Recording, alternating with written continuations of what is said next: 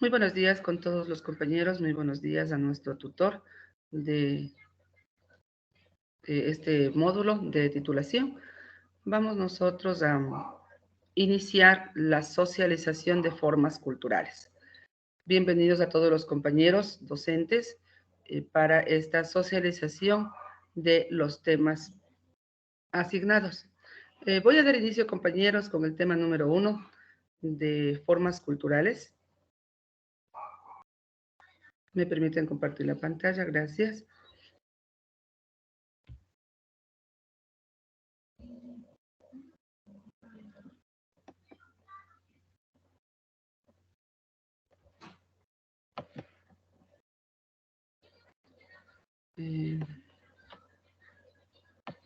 No sé si ya se observa, compañeros, por favor me confirman. Muchas gracias. No, compañerita. No, Marius, no. Ahorita sí. Ahora Ya. sí. Muchas gracias, compañeros. Voy a dar inicio a mi exposición. Mi tema es diferencias entre multi, pluri e interculturalidad. Siempre hemos hablado a nivel general, tanto escuchamos en la Constitución como en diferentes instancias gubernamentales y también sociales, hablar de la multiculturalidad, de la pluriculturalidad e interculturalidad. Estas terminologías las utilizamos como unas prácticas en la relación a la diversidad cultural.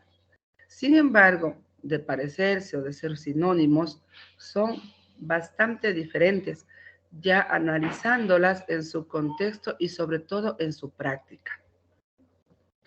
Si hablamos de multiculturalidad, esta se refiere, a la existencia de varias culturas dentro de un determinado espacio físico, geográfico, social, sea local, sea regional, nacional o internacional. Sí, esto sin que implique una relación entre ellos.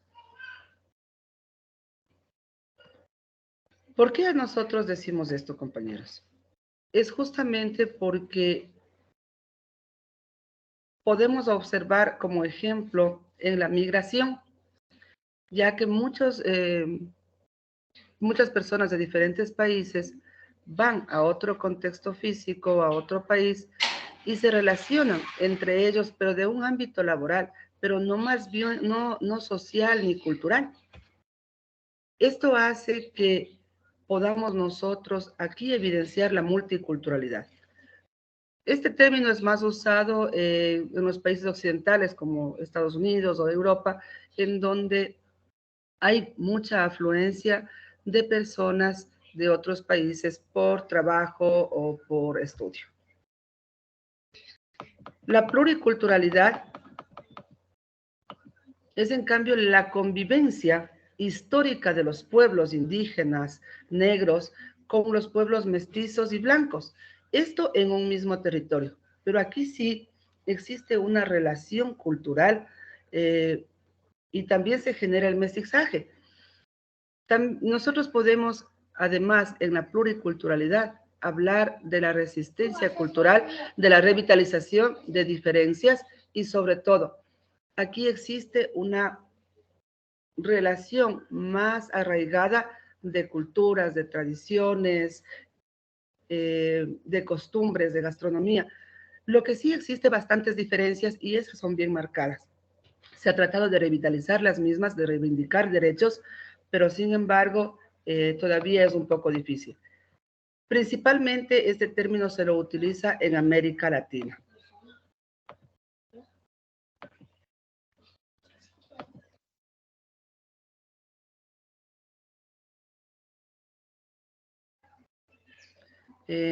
Luego tenemos la interculturalidad. La interculturalidad, en cambio, es un término que se lo utiliza de manera más general. Se lo utiliza a nivel internacional, a nivel nacional, y se habla de procesos más complejos y relaciones entre culturas. Pero esto lo hablamos de una manera de, no solo como un intercambio cultural, sino más bien un intercambio político, económico, diplomático. Sin embargo, no se lo ha podido alcanzar totalmente. Si nosotros evidenciamos todo el tiempo en las noticias, existe aún racismo, existe aún una denigración por diferentes culturas y costumbres, no existe una equidad de derechos. Los grupos de poder económicos y políticos aún no tienen políticas expresas y establecidas constitucionalmente para defender a todos estos grupos culturales de una manera general a nivel mundial. Existen formas aisladas, pero no existe una manera general. Esto implica el desarrollo de capacidades de las personas por encima de las diferencias culturales y sociales. Es decir, cuando nosotros hablamos de derechos interculturales, hablar de interculturalidad no es solamente poner en un tapete o de diálogo o en una mesa de trabajo diplomático a las diferentes, a los diferentes representantes culturales o de las diferentes etnias que existen en un país o en el mundo. Existe un anclaje completo de diferentes derechos y de diferentes maneras de poder llegar a una equidad social. Y esto no ha sido posible. Esa es la exposición, compañeros.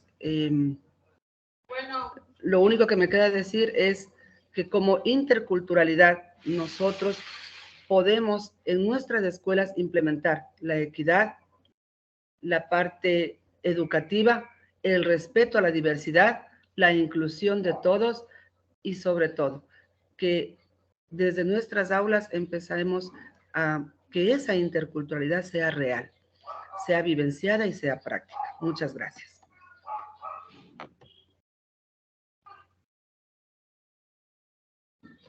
Vamos a dar paso, compañeros, al segundo tema. Está a cargo del profesor Diego Cuesta. Diego Cuesta, muy bien, bienvenido. Buenos días, compañeritos. Buenos días, magíster. Sí se puede observar la infografía, ¿verdad? Sí, Dieguito, se observa su infografía. Ya, muchas gracias. He trabajado el tema 2 de lo que habla acerca de las tensiones de la educación intercultural, ¿no? Y vamos a trabajar un poquito la interculturalidad funcional versus la interculturalidad crítica. Entonces decimos que la funcional es de orden social. El hombre por naturaleza, ¿no es cierto?, vive en sociedad y busca asimilar los grupos socioculturales subordinados a la cultura hegemónica.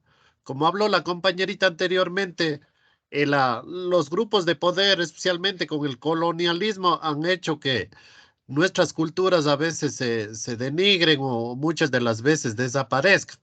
Mientras que la interculturalidad crítica ya es de orden ético y político. Entonces ya compete a ellos trabajar políticas para erradicar las desigualdades, el racismo que siempre está inmerso en nuestra sociedad, las diferencias de género. Ustedes saben que antiguamente solo los hombres estudiaban, solo los hombres tenían los mejores puestos, participaban en política, etcétera, etcétera. Pero gracias a todas esas luchas sociales se está ya erradicando todo eso y estamos como si dijésemos ya llegando a la equidad de género, la orientación sexual y entre otros. La interculturalidad para unas versus la interculturalidad para todos. Esto constituye el origen de esta preocupación no solo aquí en el Ecuador, sino a nivel mundial. Ejemplo, la educación indígena sigue siendo exclusivamente de los grupos subalternos, pero también podemos decir o generalizar la parte rural, y si es que dentro de lo rural podemos hacer una reclasificación, la parte ya de los perímetros rurales. Entonces sí se ve este tipo de desigualdades por ejemplo, hablando del campo de la educación en las escuelitas de los campos y más en el oriente, que son más difíciles las vías de acceso, entonces se pueden notar esas desigualdades, ¿no? Entonces no podemos decir solo de los grupos indígenas, sino un poquito de la ruralidad extrema.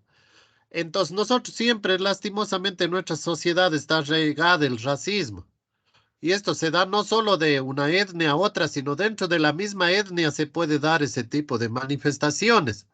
La dominación del pensamiento colonial, recordemos que nosotros venimos del colonialismo y siempre especialmente los españoles que nos han traído todo tipo de cultura y que han marginado o han hecho que desaparezcan nuestras manifestaciones culturales. Por ejemplo, la desvalorización de las culturas originarias o afroamericanas. Eso también es un mal social que podemos decir, ¿no es cierto? Porque siempre se trata de marginar a sabiendas que todos somos iguales, que nuestro ADN, que nuestra fisiología, anatomía es la misma, pero lamentablemente las clases sociales existen. En sí no deberían existir, sino han sido creadas por los más vivos, por los grupos de poder, por las desigualdades. Y la limitada profundización de estos temas en cuanto a la formación académica de los docentes. Entonces sí nos falta a nosotros trabajar temas de inclusión.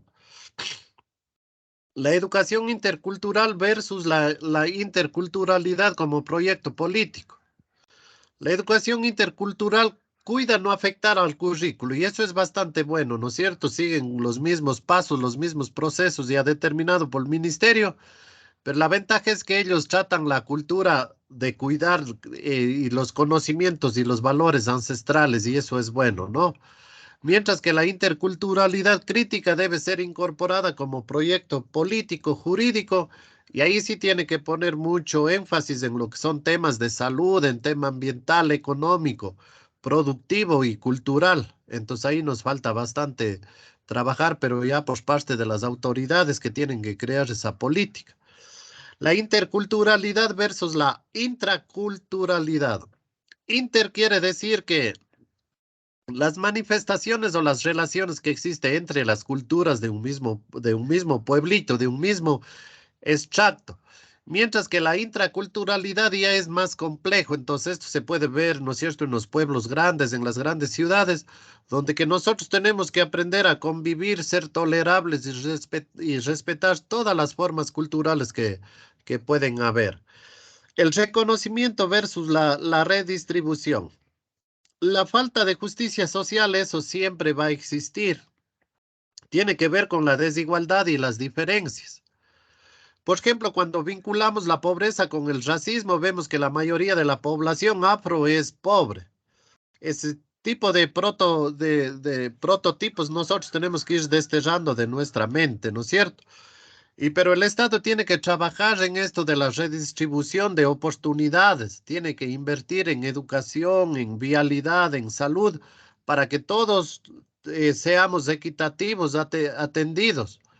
Entonces, muchas de las veces, como ya es en el campo, como son de la ruralidad, los políticos, quienes hacen política pública, llegan solo en tiempo de elecciones y no se preocupan de los verdaderos intereses como ser humano para vivir dignamente y más que todo porque somos entes de un mismo país y todos merecemos la misma atención y de esa forma se estaría trabajando la igualdad.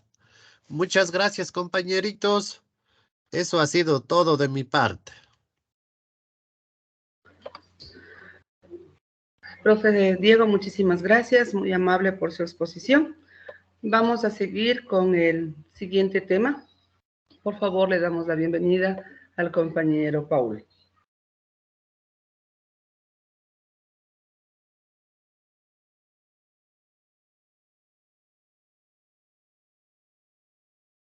Se visualiza su infografía, Sí, se ve, compañero. compañerito. Ya, un segundito. Que no se me quiere abrir la pantalla. Ya. Listo.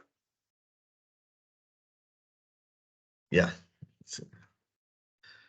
Bueno, a mí me ha tocado hablar acerca de las competencias docentes frente a la pedagogía de la diversidad, en lo cual voy a dar la exposición sobre este tema. Dice, para aprovechar la diversidad como un recurso educativo y de aprendizaje, necesitamos apostar por las diferentes culturas que influyen en el aula.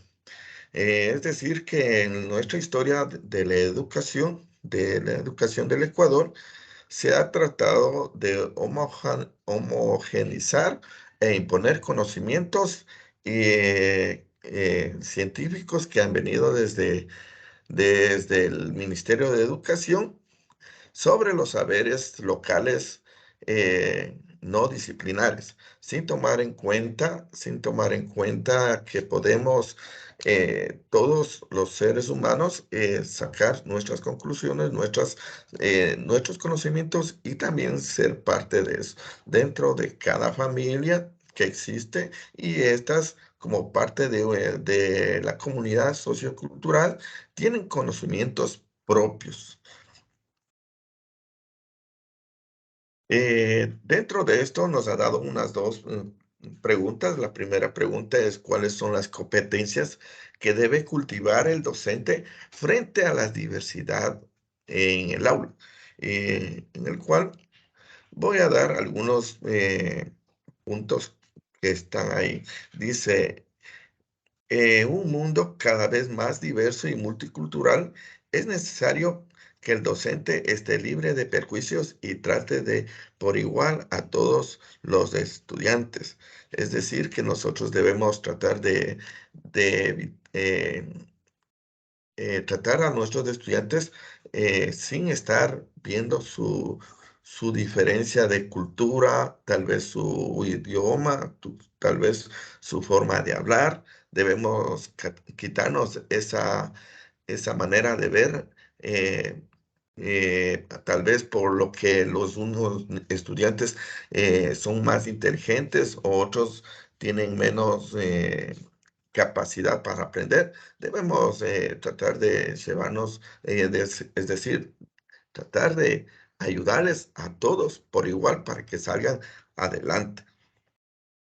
Es decir, de convivir acciones con el fin de que aprendan a compartir la vida y sepan resolver situaciones cotidianas en relación con sus compañeros. ¿Sí? En el otro punto dice que el docente es pilar esencial dentro del campo educativo. Propone acciones que integren a todos los involucrados en el aprendizaje, respetando la diversidad de cada uno. Dice. Que nuestros alumnos tomen conciencia de las diferencias surgidas de la cultura, del lenguaje, de la familia, de la comunidad, el género, la experiencia escolar previa y otros factores que configuran las experiencias de las personas.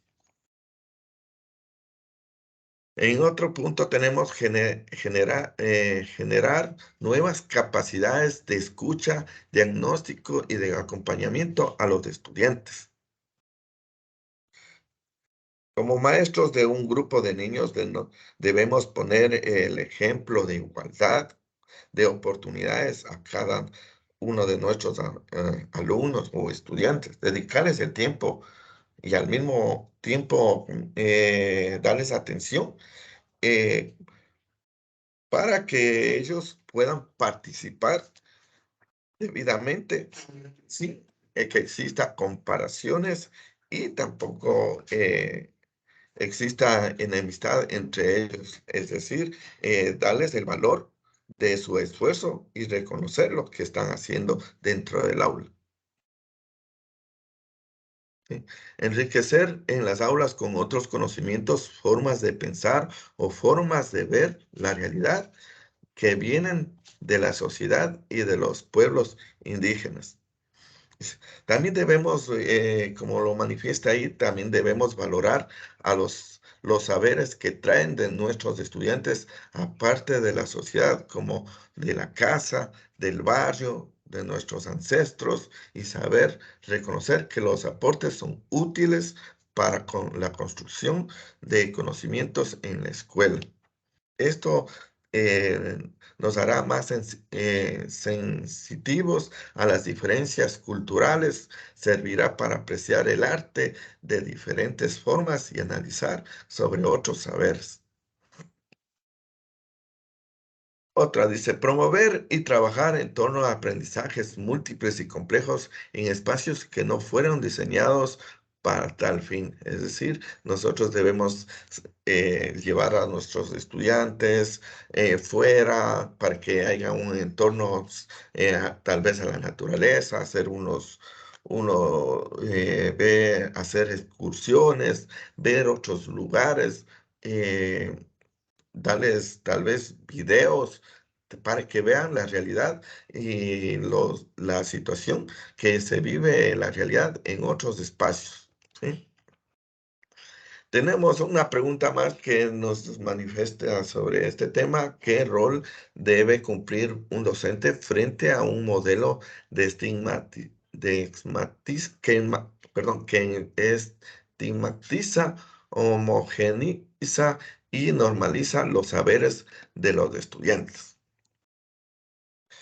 Bueno, dice ahí, dice trabajar en equipo en el acompañamiento y observación de nuestras prácticas docentes a través de métodos colaborativos que sirvan no solo para conocer el aula, sino también para uno mismo. Dice.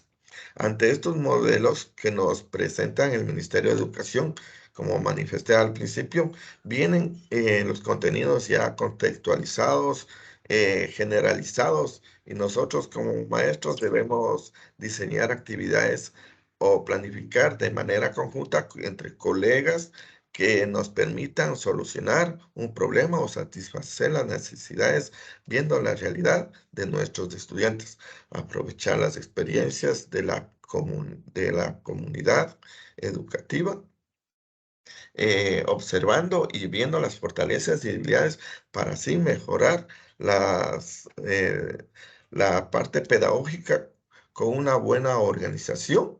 Son incontables varias actividades que de nosotros debemos cambiar. Y la buena práctica, eso nos ayuda a desaprender otras obsoletas, ¿sí?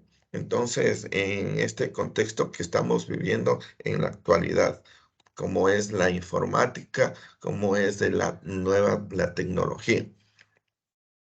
Se asume al docente como un orientador que propicia espacios dialógicos y experiencias, y al estudiante como un escultor de la realidad, quien alimenta el debate sobre sus saberes.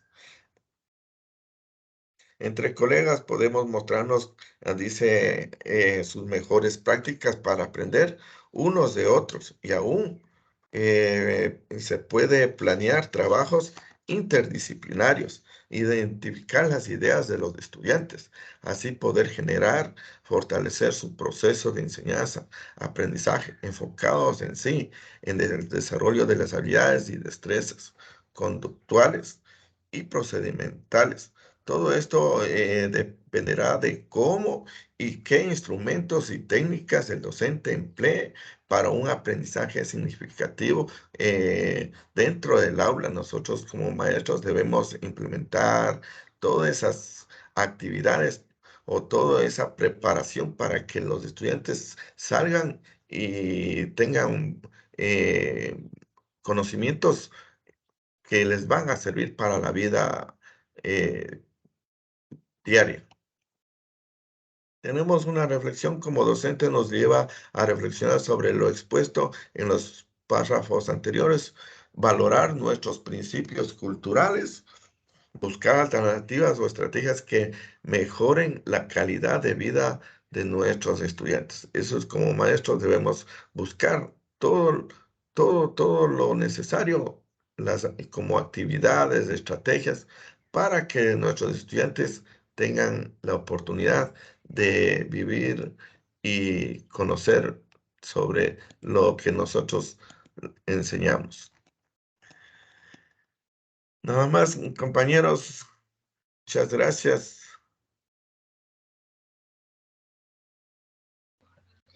Muchísimas gracias, profe Paul, muy amable por su exposición. Vamos a dar paso al siguiente compañero, la licenciada profesora Rosario. Por favor, bienvenida.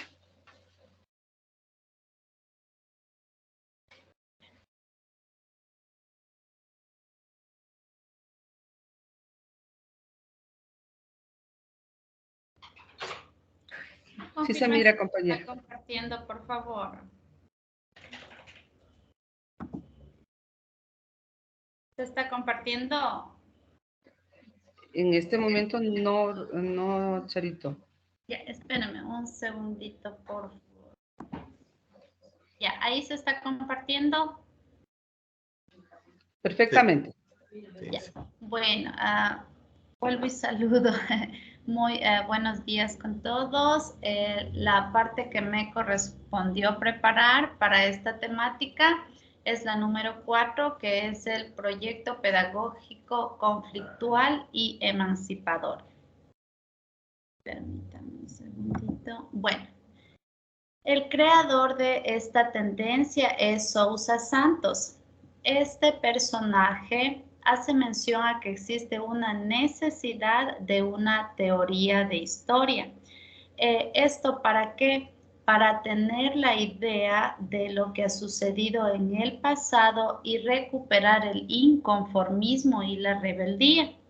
Esto porque el pasado es una revelación de todas las cosas malas, evidentemente, que han pasado, y el futuro progresista desde la modernidad occidental ha hecho que sufrimientos, injusticias y opresiones fueran olvidadas.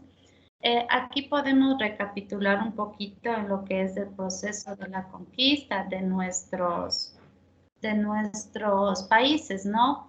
Dependiendo del enfoque que se lo ve, pues hay quien menciona que los conquistadores, llamémosle así entre comillas, pues nos han venido a dar educación y religión. Pero si tomamos en cuenta a las personas que fueron los conquistados, llamémosle también así, más bien ellos trajeron represión, porque acá ya se tenían unas ideas claras de cómo manejar la sociedad, ¿no? Entonces es por esto que este señor Sousa Santos pues manifiesta esto, que debemos tener muy en cuenta lo que ha sucedido en el pasado para poner en primer plano ese sentimiento de rebeldía y no dejar que nuevamente los errores que se cometieron pues se vuelvan a dar. Seguidamente, presenta el pasado como una opción de conflicto que desestabiliza la repetición del presente. El pasado es el tronco de este proyecto educativo conflictual y emancipador, con memoria de denuncia frente a la complicidad. También expresa que la conflictividad del pasado es conflictividad de conocimientos, ya que hay variadas formas de conocimiento generado por grupos sociales que entran en rivalidad. Evidentemente, este autor no solicita que se relacione su temática como algo que fomente la violencia, sino más bien que con ese sentimiento de rebeldía las personas creen esto de la lucha por el cumplimiento de sus derechos, ¿no? Seguido a esto tenemos la explicación de lo que es el proyecto conflictual. Este busca un aprendizaje de conocimientos conflictual que genere imágenes radicales y desestabilizadoras de conflictos sociales e históricos que potencian la indagación y la indignación, y la rebeldía inexcusable. En cuanto a en las aulas, el aprendizaje conflictivo propone que en las clases estas son un campo de conocimiento y que los estudiantes y los docentes no siempre deben coincidir en ideas, emociones, sentimientos, pasiones, y esto que va a permitir pues que se tengan al alcance contenidos inagotables. El objetivo de este proyecto conflictual pues es el que quiere transformar la educación a una adquisición de sentido común, el saber no separado de las prácticas que lo confirman desde el inconformismo. Bueno, como conclusión se puede dar a conocer que no debe ser la escuela sinónimo de pasividad, no debe ser sinónimo de obediencia total, sino que más bien nosotros debemos pues aplicar un poquito de este proyecto pedagógico conflictual emancipador y darles a nuestros estudiantes la posibilidad de que no acaten como obedientes al 100% las indicaciones que nosotros les damos, sino que más bien siendo críticos, ellos analicen nuestro actuar y también nuestras órdenes, llamémosle así. ¿Esto para qué? Para que tengan esa confianza en sí mismo para reclamar sus derechos, y con esto estaríamos trabajando muchísimo también en lo que corresponde a evitar el bullying en las escuelas, ya que si la gente solo obedece, pues no va a tener esa confianza necesaria para evitar sean vulnerados sus derechos.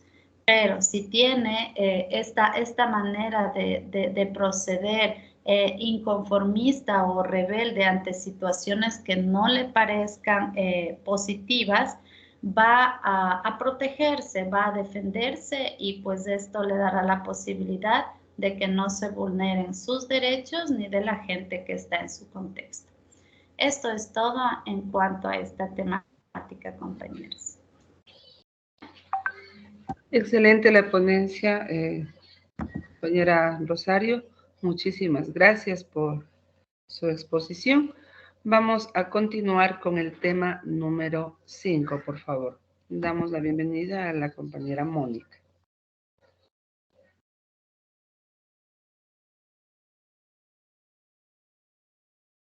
Buenos días, compañeros.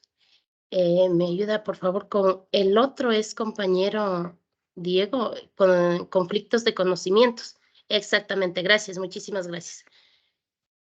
Bueno, en el tema de conflictos de conocimientos tenemos 3 rasgos principales.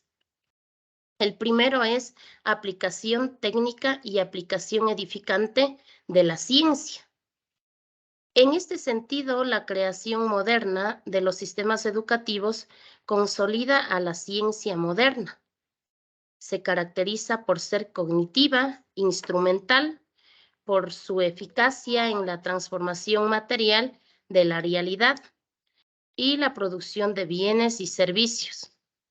El proyecto educativo emancipador propone un campo epistemológico donde la aplicación técnica sea puesta en conflicto con un modelo alternativo. Se caracteriza por ser contextual y ética. Implica un proceso argumentativo, crítico frente al equilibrio del poder, que busca y refuerza definiciones emergentes y alternativas de la realidad. En el segundo, tenemos el conocimiento como regulación y como conocimiento como emancipación. El paradigma de la modernidad permite 2 maneras principales del conocimiento, como regulación y como emancipación. El primero consiste en una trayectoria entre un punto de ignorancia designado por el caos y un punto de conocimiento designado por el orden. El segundo se refiere a una trayectoria entre un punto de ignorancia llamado colonialismo y un punto de conocimiento llamado solidaridad. Esto llevó a recodificar al conocimiento como emancipación, es decir, recodificó a la solidaridad como caos y al colonialismo como orden. El reconocer es parte de la experiencia pedagógica para imaginar estrategias para reducir tal asimetría. Tenemos el tercero, que es el imperialismo cultural versus el multiculturalismo. Desde el proyecto pedagógico emancipador es necesario que se coloque al conflicto cultural dentro del currículo, ya que no hay temas diferentes prácticamente para tratar lo que es la cultura, especialmente diferentes culturas. Tiene el reto de definir correctamente la naturaleza del conflicto cultural y crear mecanismos que faciliten la comunicación, comprender la incompletud de todas las culturas. Es una clave para abrir un diálogo multicultural que ofrezcan el campo más de reciprocidad y apertura a otras culturas. Esto también nos lleva prácticamente a reflexionar a nosotros como docentes, que los estudiantes como que se olvidan un poquito de la cultura, ¿no? Tienen ya a olvidarse las tradiciones, por ejemplo. Entonces, como que ya no, ellos no quieren, digamos, en la lengua misma, ya no quieren hablar lo que es el idioma de sus ancestros. Y en las diferentes culturas mismo, no solamente de la sierra o en este caso de la Amazonía, siempre tenemos que rescatar lo que es y que ellos sepan lo que es todas las culturas, el rescate de las culturas, de las diferentes culturas. Las características de la aplicación técnica de la ciencia se caracteriza por ser cognitiva, instrumental y por su eficacia en la transformación de la realidad entre la ciencia y la producción de bienes y servicios. Eso es todo, compañeros. Gracias.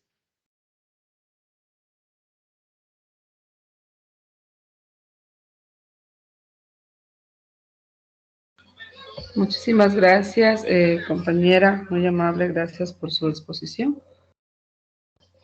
Vamos a continuar con las ponencias sobre formas culturales y damos la bienvenida al compañero Franklin. Franklin, por favor, con su tema.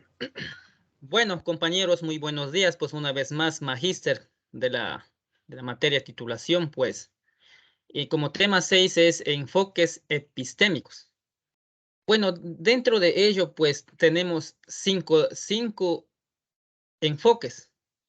Como enfoque epistémico es un campo de estudio de varias disciplinas académicas, entre varias escuelas de pensamiento, por surgimiento de nuevas necesidades del desarrollo de nuevos enfoques teóricos y técnicas, y se creó estas disciplinas. Ahora pasemos como primero es la disciplinariedad. Áreas específicas con métodos propios. Y se pueden observar este enfoque en la educación general básica.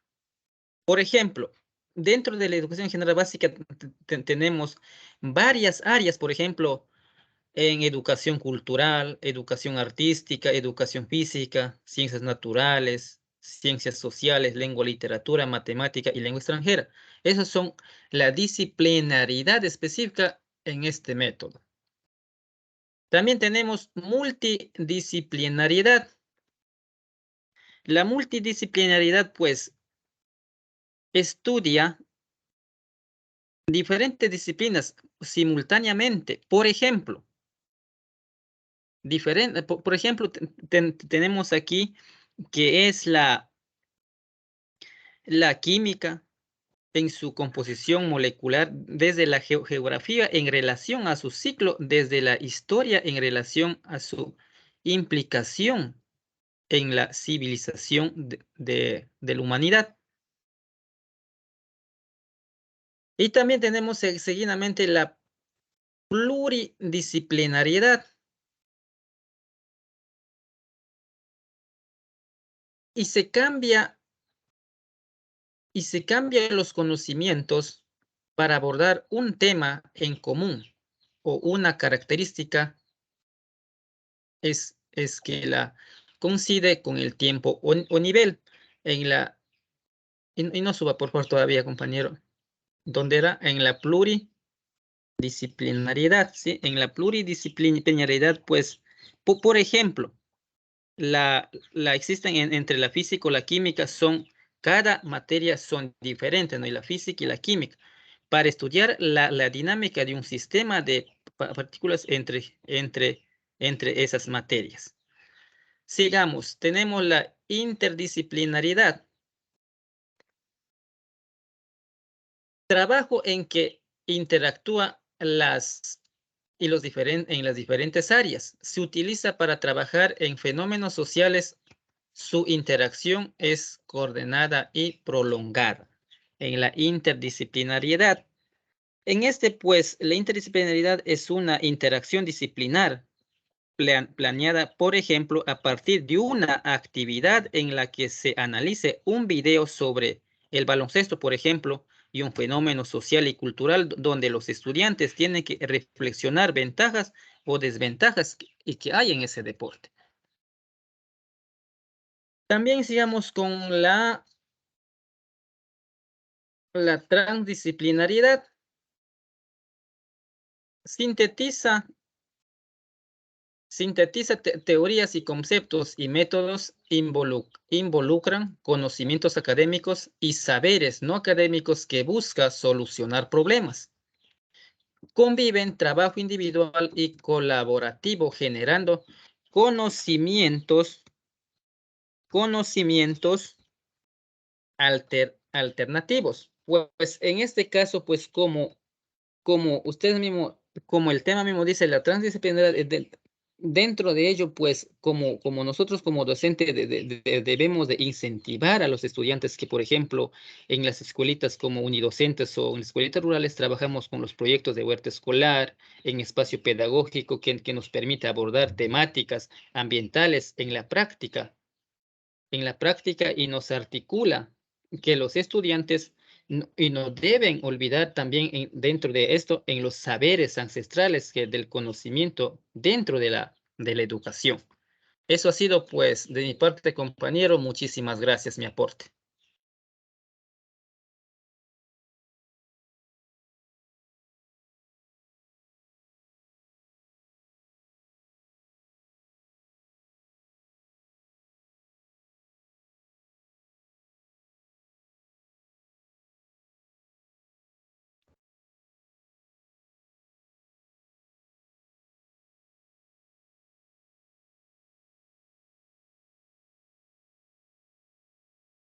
Creo que se fue el audio de la compañerita Linda, por favor.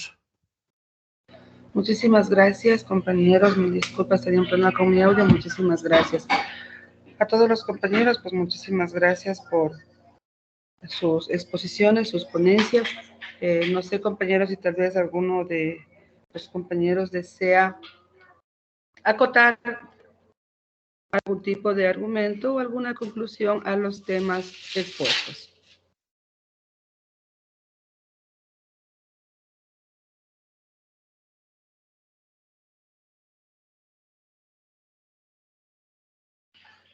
¿No? Bueno, compañeros, esta ha sido la exposición y la socialización sobre formas culturales, siendo este el último módulo que comprende nuestra asignatura de titulación. Augurando a cada uno los mejores de los éxitos, compañeros, ponencias muy importantes sobre la interculturalidad, la culturalidad, la forma en cómo podemos nosotros incluir todo esto en nuestro quehacer educativo, en nuestras labores y sobre todo valorar estas diferencias culturales que nosotros tenemos muy marcadas en nuestra provincia y en nuestras aulas.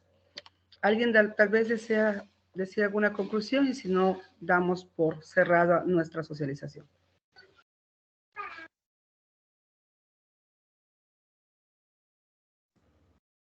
Hola, ¿me escuchan? Sí, Rosario. Bueno, acoto a la exposición que acabaste de hacer, Mariusi. Me parece importante toda esta aglutinación de áreas que hemos tenido en esta parte de lo que es titulación, y en realidad creo que hemos podido relacionar lo que es la teoría de cada uno de estos componentes con las realidades en nuestras aulas. Entonces, qué mejor hacer una reflexión de todas estas temáticas tratadas y sacar provecho de aquello y hacerlo práctico, ¿no? En bien de la educación. Eso nada más. Muchísimas gracias, compañera Rosario. ¿Tal vez alguien más?